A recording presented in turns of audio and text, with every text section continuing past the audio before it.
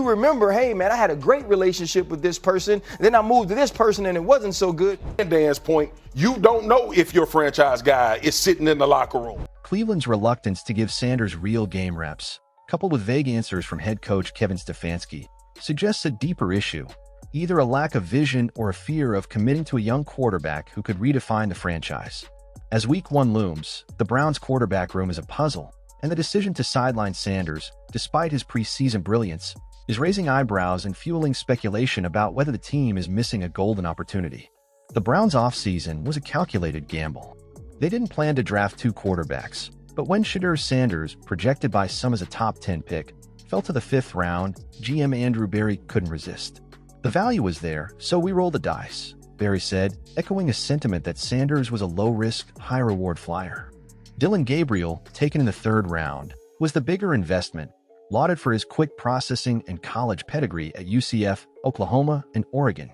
But the Browns' actions, or lack thereof, suggest they're not ready to crown either as the future. Joe Flacco, the 40-year-old veteran, was named the Week 1 starter, a safe but temporary choice given his 2023 heroics leading Cleveland to the playoffs.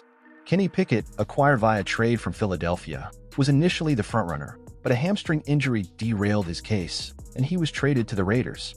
Now, with Flacco gone, the spotlight falls on Gabriel and Sanders, yet the Browns seem paralyzed by the choice. Ryan Clark didn't mince words. They're not giving Shedeur the playing time he deserves to prove himself. Establish himself enough for us to go with him in the season, you pull the trigger right now. Swagu echoed this, questioning why a team fighting for its future wouldn't test Sanders in live games to see if he's the answer.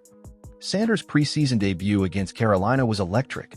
14 of 23 passes for 138 yards, 2 touchdowns, and a 19-yard scramble that showcased his poise and playmaking. He wasn't perfect, with a couple of near picks, but his ability to stand tall in the pocket and deliver in scoring range turned heads.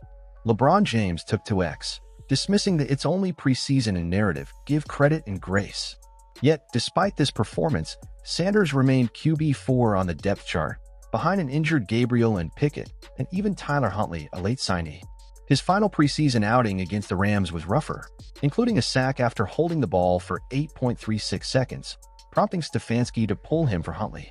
Still, Sanders' flashes of brilliance, pinpoint accuracy, leadership, and composure have analysts like Clark arguing he's being unfairly buried.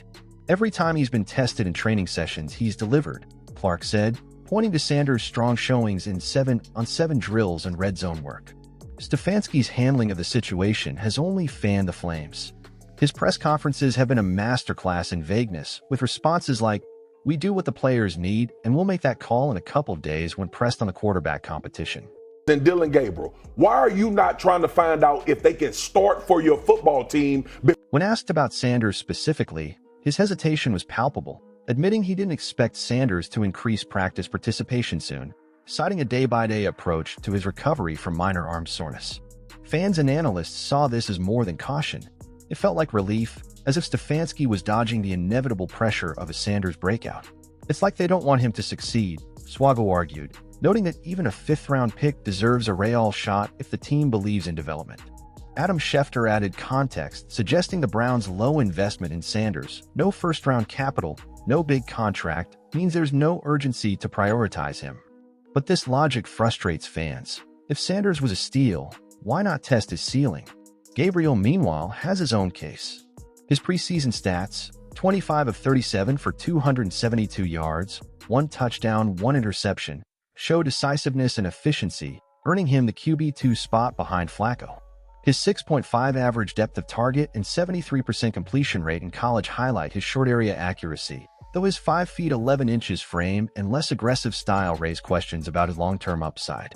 The Browns' decision to name him QB2 over Sanders, despite both dealing with injuries, suggests they see Gabriel as more pro-ready. Yet Swagu's point lingers. If the Browns are fighting for Stefanski's job security, why not give both rookies equal reps to find a franchise quarterback? The team's depth chart decisions, keeping Sanders at QB3 even after Pickett's trade, feel like a refusal to confront the possibility that Sanders could be the answer. The Browns' reluctance to play Sanders in meaningful games is baffling. Preseason reps are one thing, but live game action against first-team defenses is the only way to truly gauge a quarterback's potential. Clark's critique cuts deep. Without those reps, it's almost impossible to judge his ceiling. Sanders' arm soreness and Gabriel's hamstring issues limited their chances, but Sanders' lack of first-team snaps, even when healthy, raises red flags. Why wouldn't they be competing in practice? It would have been a much harder decision to figure out which one of those young men would start. And Stefanski's claim of wanting to develop the whole quarterback room rings hollow when Sanders, the most electric of the group, is stuck on the sidelines. Fans are restless, seeing a repeat of Cleveland's history of quarterback missteps. Baker Mayfield, Deshaun Watson, and now potentially Sanders. The 2024 season's 3-14 disaster looms large, and with Watson sidelined for at least the first 4 games of 2025, the pressure is on to find a long-term solution. This isn't just about Week 1, it's about the Browns' future. Sanders, with his pedigree and poise, could be the superstar the NFL's been waiting for, as Clark and Swagu suggest. His 5th-round slide doesn't define him. His ability to shine under pressure does. Gabriel, steady and efficient, offers a safer floor but perhaps a lower ceiling. The Browns' indecision, Flacco as a stopgap, Pickett traded, Sanders sidelined, feels like stalling, not strategy. Stefanski's vague promises and reluctance to embrace Sanders fuel speculation that he's avoiding the controversy a true competition would spark. But as Swagu asked, why not find out if your franchise guy is in the locker room? The Browns are at a crossroads. Play Sanders and risk exposing their hesitancy, or keep him buried and risk missing a star.